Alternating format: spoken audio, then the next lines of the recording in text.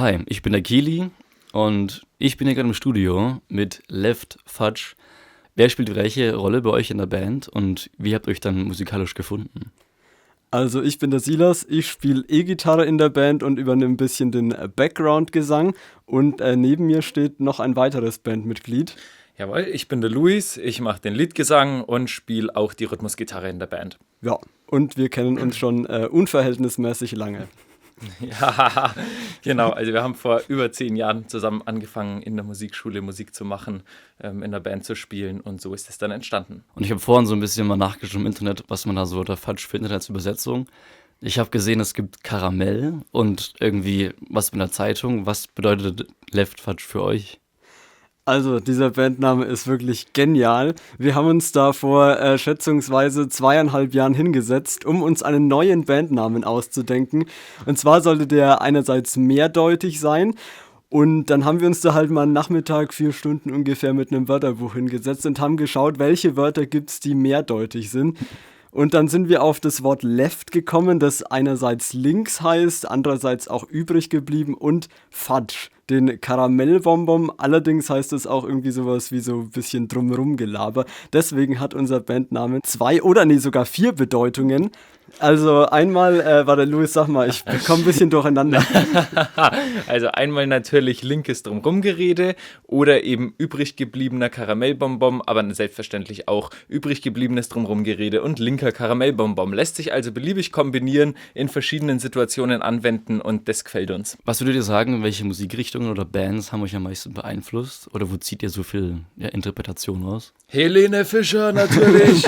Jawohl, aber um das ehrlich zu beantworten, bei mir ist es ziemlich stark von den Foo Fighters inspiriert. Die habe ich irgendwann vor, ich glaube, 5 Jahren mal entdeckt und seitdem sehr viel auch nachgespielt und dadurch kommt man natürlich auch auf Ideen für eigene Songs ein bisschen und beim Louis ist es, glaube ich, noch eine andere Band sehr stark. Ja, richtig. Also Green Day ist eine meiner absoluten Lieblingsbands, war ich natürlich auch schon auf mehreren Konzerten und die haben mich schon auch recht beeinflusst beim Songwriting und beeinflussen mich auch immer noch.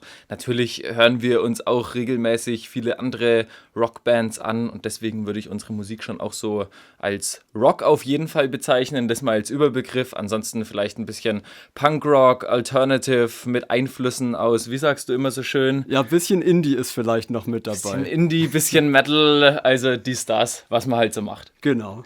Wenn wir jetzt gleich beim Songs schreiben bleiben, wie schreibt ihr Songs und wer bringt die Ideen mit und wie werden die weiterentwickelt? Oh, die Ideen, die kommen eigentlich überall. Also bei mir meistens so um 2:30 nachts im Bett. Da entstehen viele tolle Geschichten und dann setzt man sich da halt mal hin, wenn man nicht schlafen kann und schreibt einen Song nach dem anderen. Und ja, da geht es um alles Mögliche, was einen halt so über den Tag beschäftigt hat. Teilweise Politisches, teilweise, dass man einfach nicht schlafen kann. Ja, oder halt so ein paar Probleme, die einen gerade bewegen. Richtig, so ähnlich ist es bei mir auch. Wenn ich mich mit der Gitarre hinsetze, dann fällt mir mal dieser Riff ein, mal der, dann spiele ich irgendwas, klimper ein bisschen drauf los und denke mir, oha, da könnte man eigentlich ein Lied draus machen. Und ja, dann braucht man nur noch einen Text. Teilweise fallen mir die Texte selber ein, teilweise auch dem Silas. Also wir ergänzen uns da, glaube ich, auch ganz gut beim Songwriting. Wir überarbeiten jeden Song, den wir schreiben, eigentlich auch nochmal zusammen, geben uns gute Tipps, Anmerkungen, Ideen, wie man den noch verbessern könnte. Und so entstehen dann natürlich die Banger, die wir haben. Kommen wir mal zu den Live-Erfahrungen. Ich habe gesehen, auf eurem Social Media habt ihr für Ewigkeiten ein Video hochgeladen, wo ihr meinte, dass ihr einen Gig auf einer Hochzeit hattet. Wie kam sowas zustande? Wir haben einen neuen Proberaum gesucht, sind dann nach Schwabach gefahren, um uns da einen anzuschauen. Das war in diesem Jugendzentrum. Und da kam dann der Leiter von der eben Abteilung Musik und hat gesagt, ja, genau, jetzt können wir uns ja mal den Proberaum anschauen und dann gibt es noch ein bisschen so vertragliche Sachen. Und ich habe übrigens gerade eine Mail bekommen, ja, da ist so eine Hochzeit in der Nähe, die suchen irgendeine Band, ich glaube so Punkrock ist da ganz gut aufgehoben, spielt da einfach mal. Richtig, und gesagt, getan, das haben wir gemacht, wir haben da gespielt, es hat natürlich gepasst wie die Faust aufs Auge und der Honig aufs Brot. Das war aufgezogen wie so ein kleines Rockfestival, eigentlich wie Rock im Park, bloß in Mini mit T-Shirts und Bechern und Bar und Getränken und einer kleinen Bühne. Da haben wir gespielt und es hat sich rentiert. Apropos T-Shirt. Das ist das T-Shirt. Nein, du hast dein... an. Ach, du hast das T-Shirt von der Hochzeit an. Ja, crazy, verrückt. Da hätte ja ich heute im Left Fudge T-Shirt kommen müssen. Ja, nicht schlecht. Respekt. Ich hätte im Rock im Park T-Shirt kommen müssen, wo wir mal spielen wollen irgendwann. Stimmt. Oh ja, sehr gut. Das ist perfekte Überleitung.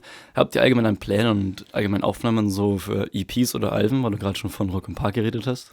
Ja, Rock im Park ist natürlich immer das Ziel als fränkische Band, denke ich, irgendwann. Also spätestens, sag mal halt mal, 2027 muss es dann soweit sein. Auf jeden Fall. Ja, ein paar Jahre können wir uns da vielleicht noch gedulden. Aber natürlich, das ist das große Ziel. Ansonsten haben wir schon 2 Demoaufnahmen mal im Studio aufgenommen und planen jetzt schon fleißig daran, die nächsten Aufnahmen aufzunehmen. Also richtige Aufnahmen. Also nicht nur Demos, sondern richtig im Studio. Mal ein Album, eine EP, ein Album. Ja. Genau, also vielleicht kommen dieses Jahr so 3 bis 5 Lieder raus. Wär's Ziel. Sehr gut. Und allgemein jetzt so wegen Live-Sachen, habt ihr eine gewisse Art von Mantra oder so eine Sache, die ihr jedes Mal von einem Auftritt macht? Kann auch nur, weil ich die ganzen Videos gesehen habe, also ich habe wirklich Deep Dive gemacht. Ich weiß, das eine Video, wo dann, ich glaube, einer von euch beiden hat Liegestütze gemacht, so aus dem Bus raus, und der andere, der eigentlich Schlagzeuger war, hat Gitarre gespielt. Also ist es so normal bei euch? Ja, bei uns macht jeder das, worauf er Lust hat. Und was wir auf jeden Fall als Ritual haben, ist das Bad Brückenauer Zitronenwasser aufzumachen. Ich weiß nicht, ob wir das an dieser Stelle anbringen dürfen oder ob das schon unter Werbung fällt. Aber der Silas ist ein sehr großer Fan dieser Marke und das muss am Anfang jeder Probe und jedes Konzert sein, dass das Zitronenwasser aufgemacht wird. Weiß ich nicht genau. Was machen wir sonst noch immer? Wir haben natürlich auch ein paar Regeln für unsere eigenen Live-Auftritte, aus denen wir so aus den letzten 10 Jahren Bandgeschichte gelernt haben. Zum Beispiel, dass wir nicht unsere eigenen Merch-T-Shirts auf der Bühne tragen, weil es hat dann immer so ein bisschen den Vibe von so einer Kirchweih-Band und da wollen wir auf jeden Fall eher nicht hin. Wobei bei der letzten Probe hatten wir so einen etwas grenzwertigen Ausrutscher und haben, wollen wir einfach nicht drüber sprechen. Okay, jetzt vielleicht so eine kleine andere Insider-Frage. Ich habe auch den YouTube-Kanal geschaut. Und es gibt anscheinend, wenn ich es richtig im Kopf habe, eine Meme-Insider-Liste. So eine Playlist, die anscheinend irgendwann mal erstellt wurde. Was hat es mit dieser Meme-Insider-Playlist zu tun? Der Mann kennt sich aus, das ist Wahnsinn. Also wirklich. Wir sind ja, wie man vielleicht mitbekommen hat, 2 lustige Zeitgenossen. Und wir geben immer unser Bestes, die Bandproben nicht ganz eintönig zu gestalten, sondern eben auch mit ein bisschen Humor und Schwung und lustig und so. Und deswegen werden da auch regelmäßig Memes zitiert. Völlig egal, ob jetzt von YouTubern aus Altschauerberg oder aus österreichischen Quiz-Sendungen. Ja, auch ganz wichtig, natürlich.